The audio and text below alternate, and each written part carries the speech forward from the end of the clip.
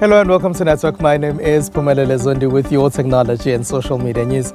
It's SABC Network on Facebook, Twitter and Instagram. News Network at sabc.co.za on email.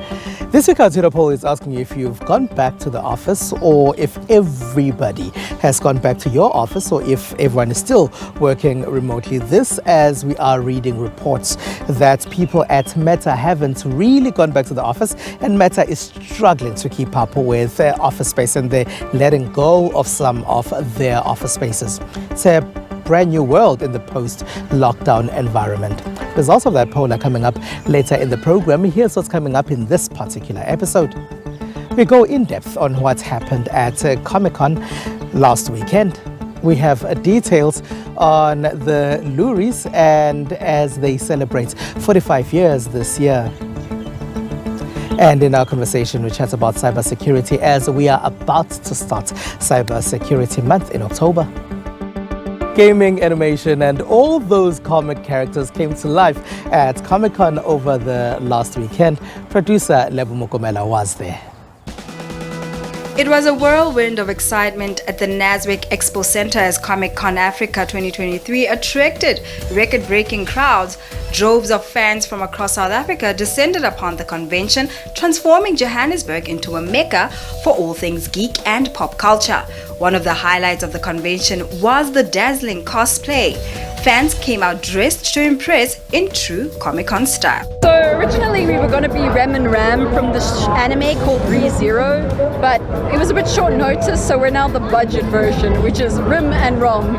This is a modernized Ken Kaneki from Tokyo Ghoul. What character are you dressed as? Princess Peach. And who is Princess Peach? She is the princess of the Toads from the game Mario Kart and Nintendo. So are you like a Super Mario fan? Yes, yes. I've been playing it ever since I was like 6 years old, so I love Mario. The convention also shone a spotlight on local talent in the comic book and creative industries. We had to create a project, right, that was based on creating toys and masks. And then they were going to be printed out and then we had to print them ourselves.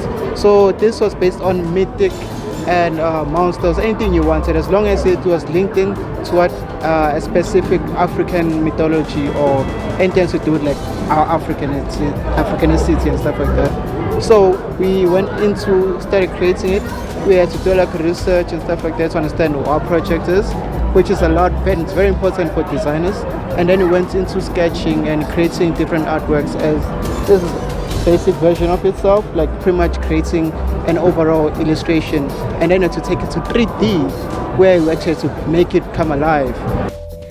One thing that was quite out of the ordinary at this year's Comic-Con Africa was this Doctors Without Borders stall. This is an international independent medical humanitarian organization that delivers emergency aid to people affected by armed conflict, epidemics, and healthcare.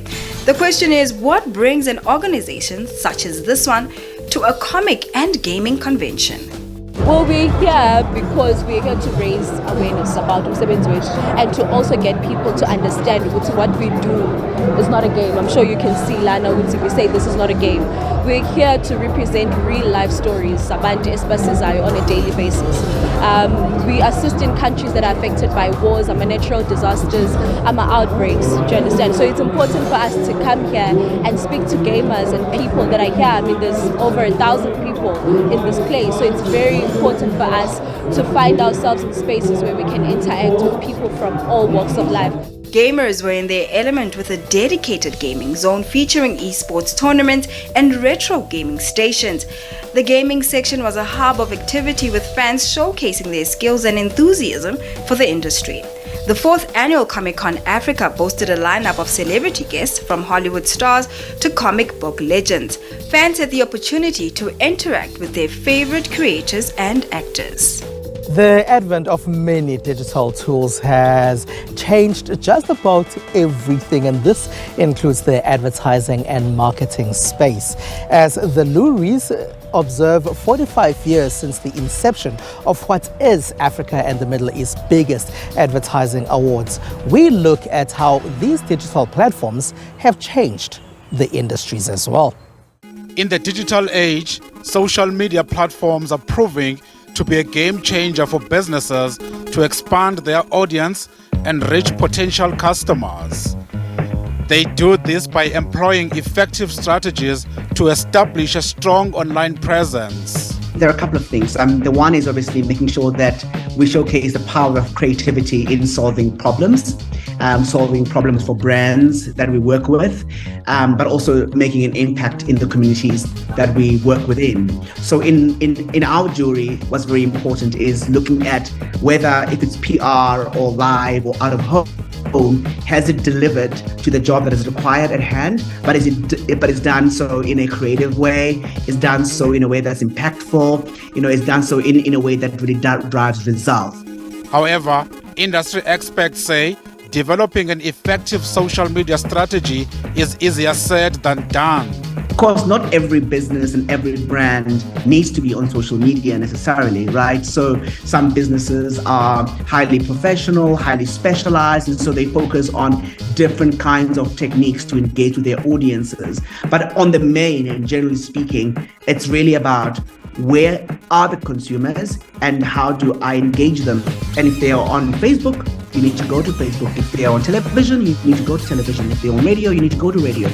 Social media became a crucial part of marketing during the COVID-19 pandemic as people sat inside their homes.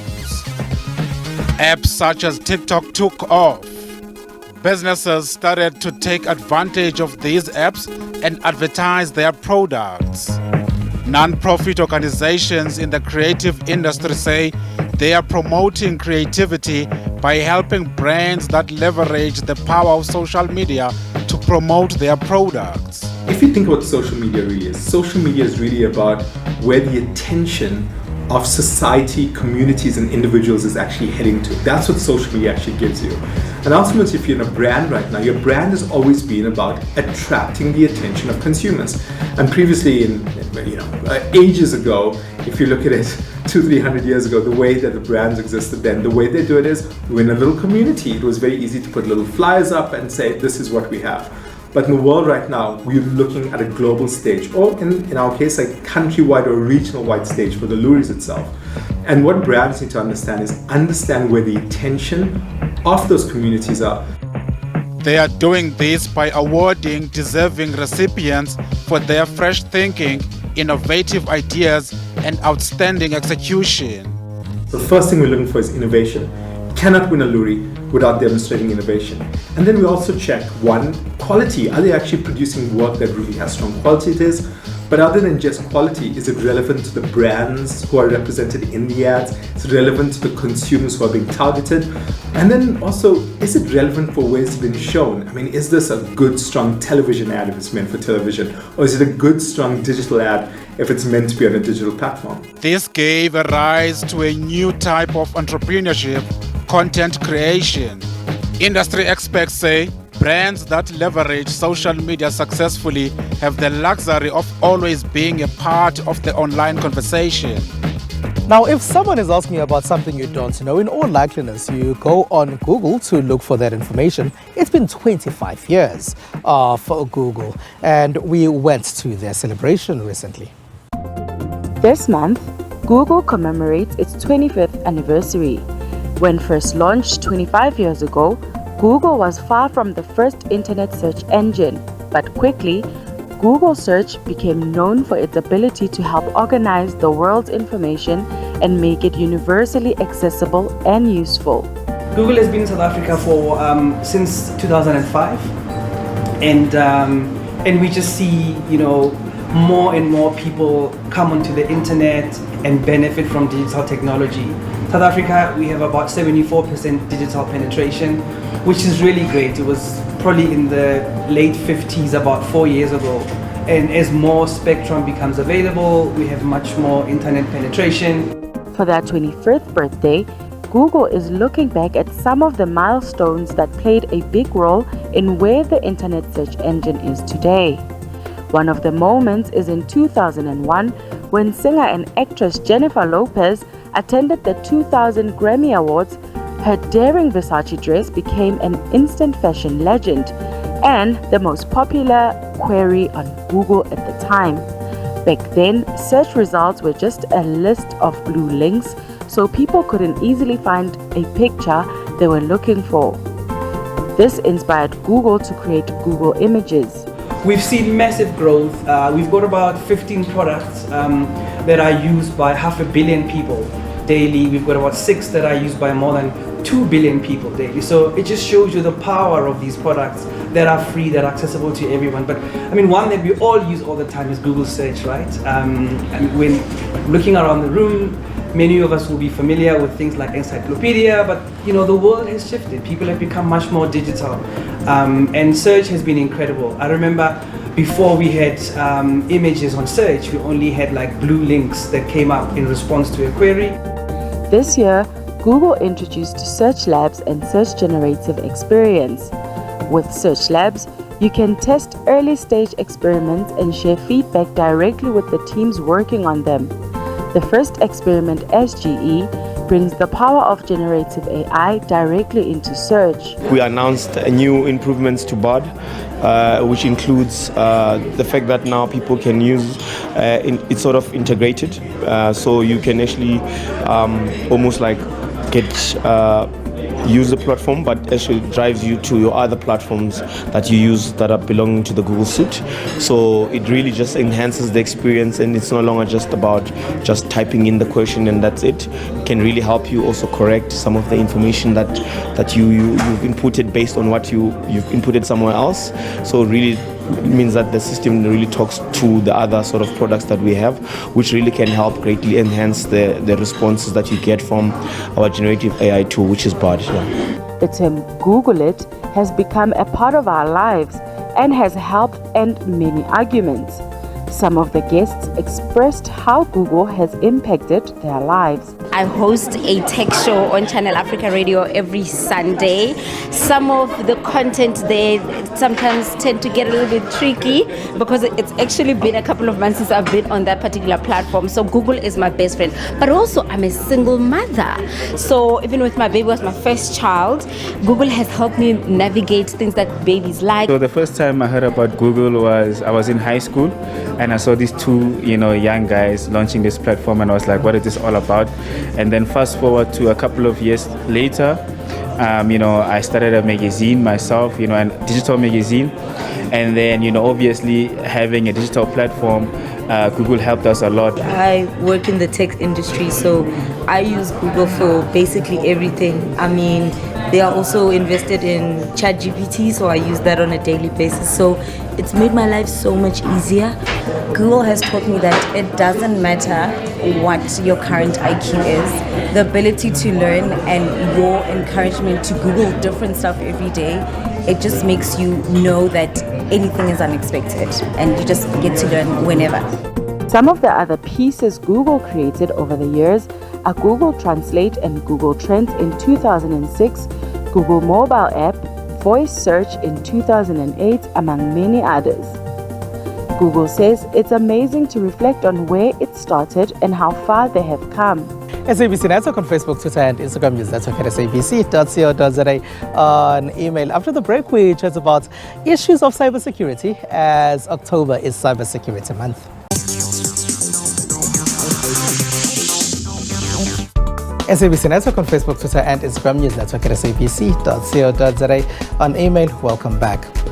Now, Interpol says South Africa is fighting off cyber threats more than any other country on the African continent. We do know that in the last couple of years, there have been a various number of threats that have happened in the banking sector, in government and even government entities like City Power, for example, the city of Johannesburg, and also Transnet.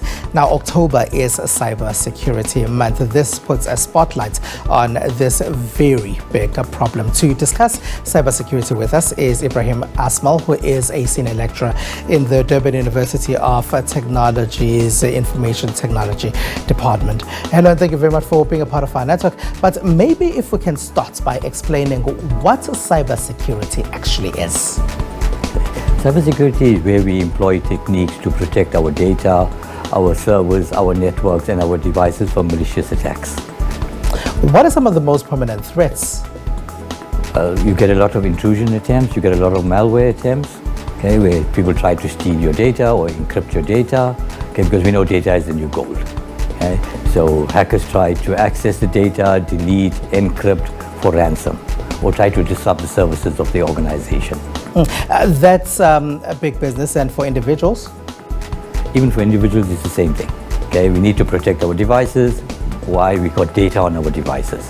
And by them being able to access the data on our devices, they can get hold of our passwords, to print for our bank statements or to bank our bank accounts, and compromise the device itself and the data that you have got on the systems itself. So how can we protect ourselves? Well, it's a little bit different when we speak about individuals and organizations. Organizations have a lot of sensitive data that they need to look after. Personal information of the clients as well as their IPs, etc. They will employ a number of different techniques to ensure that the data is safe. For example, banks will have an incident center where all data flows in and out. They will have various different technologies that they employ, like intrusion detection systems, intrusion prevention systems, antivirus, anti-malware, all range of different hardware and software to try to protect their organization. Individuals obviously do not have that type of money, so we will protect our devices by using passwords, biometric scanning, okay, change our passwords every now and then, make sure we have the latest updates of the operating system and legal antivirus software, so and anti-malware, anti-spyware, anti-pop-ups, pop-unders, basically to protect our devices. Now, why do you think Interpol would say that South Africa has the highest number of cyber threats when you compare it to the rest of the African continent? Well, firstly, South Africa is rated, I think, 6th in the world by cybercrime stats in relation to cyber threats. Okay? Also, Essentia has done a report that they put out lately, which says that just from January 2020 to February 2021, there were 230 million cyber threat detections in South Africa at a cost of 2.2 billion rand. Okay? So I think South African population needs to be educated more. Companies need to take security very, very seriously, as the effects of it could be long-lasting and could affect an organization. They say that 60% of all SMEs will be attacked within the next 2 years, and 27% of these will not recover from such an attack. What skills are needed to combat cybercrime? Well, firstly, there is a shortage of cybersecurity skills worldwide. I think the latest figures came out, there were over 2 million jobs available in cybersecurity. That's globally. Okay? So at the user level, people need to be introduced to what is cybersecurity, what is their data, how do they protect the data. Organizations need to also educate the staff, because you have organizational data, you have personal data. Okay? And how do we protect this data? So people need to attend courses, okay, to upskill themselves in the area. If you want a career in cybersecurity, you'll have to go for the advanced cybersecurity international certifications that are out there. And where can one get training? Well, training is multifold depending what type of job that you're looking at in cybersecurity, because there are different levels. Because you have the incident center, you have the end user specialist, cybersecurity specialists, etc. So you've got to start at the bottom. So I would say that you've got to look at the courses that are offered on the internet, like Udemy, edX, etc. International organizations like Cisco, Hawaii also offer certifications. DUT, we just ran a course 2 weeks ago in preparation for Cyber Month, where we ran the introduction to cybersecurity, and we offered it to anybody who wanted to attend in the evening. It was free with international certification. Government is also taking this very, very seriously. Right now, we are currently training all government employees in cybersecurity with an intensive 2-day course that we are running for them. All right, Ibrahim Asmal, thank you very much for being a part of our network. Ibrahim Asmal there is a senior lecturer at the Department of Information Technology at the Durban University of Technology. It is SABC Network on Facebook, Twitter, and Instagram. News Network at sabc.co.za on email. Stay with us. It is the SABC Network on Facebook, Twitter, and Instagram. News Network at sabc.co.za on email. Welcome back. Here's what else took place in the rest of the world in the tech space.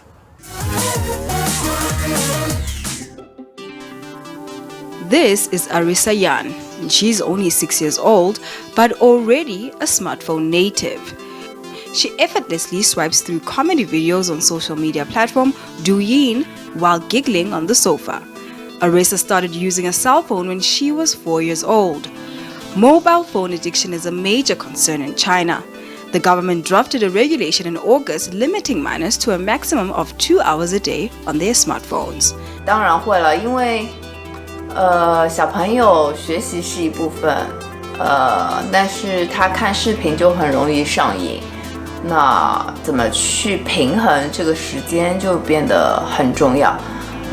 目前来说，我觉得小朋友一接触手机或者是 iPad 之后，只要他们一刷到视频，然后就会很容易上瘾。So I think it's really beneficial for the government to take step on these restriction measures. And I believe that in the future, more and more government will participate in these policies. Val hopes that instead of restrictive policies, the government can subsidize extracurricular activities for families. She says a free day at the zoo or offering discounts for sports activities can offset some of the financial burden on parents and give children more opportunities to socialize. And now in the USA. The country's Federal Trade Commission filed a long-awaited antitrust lawsuit against Amazon.com, charging the online retailer with harming consumers with higher prices in the latest U.S. government legal action aimed at breaking big tech's dominance of the internet. The lawsuit has been expected after years of complaints that Amazon.com and other tech giants abuse their dominance of search, social media, and online retailing to become gatekeepers on the most lucrative aspects of the internet. The lawsuit, which was joined by 17 state attorneys general, follows a 4-year investigation and federal lawsuits filed against Alphabet's Google and Meta platforms Facebook. The reports that say Meta, owners of Facebook, Instagram and WhatsApp, are letting go of some office space. This week, our Twitter poll is asking if people have come back to your office in this lockdown environment or if people are still largely working remotely.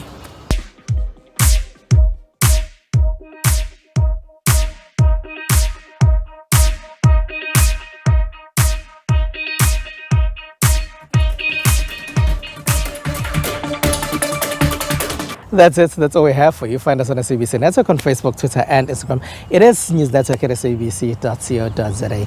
On email from me, it's Pumela Lezondi, and the rest of the network team. Have a good one. Bye-bye.